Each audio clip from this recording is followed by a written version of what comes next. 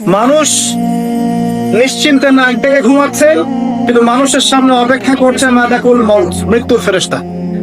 ভাই, আমরা সবাই মারা যাব, এই কথাটা কি আপনারা বিশ্বাস করেন?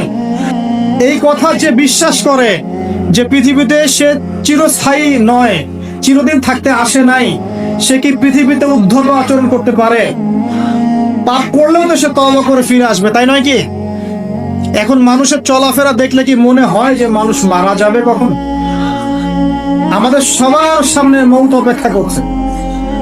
এই যে আমরা এখানে যারা বসে আছি, আজকে থেকে হয়তো 50 বছর পর কেউ থাকবে না। হতে পারে না?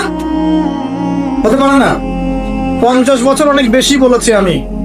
দেখেন না সামনে কি হয়। 100 বছর পর এখন পৃথিবীতে যারা বেঁচে আছে, এখন 100 বছর পর এর কেউ বেঁচে থাকবে না। প্রত্যেক 100 বছরে জেনারেশন চেঞ্জ হয়ে যায়, জানেন?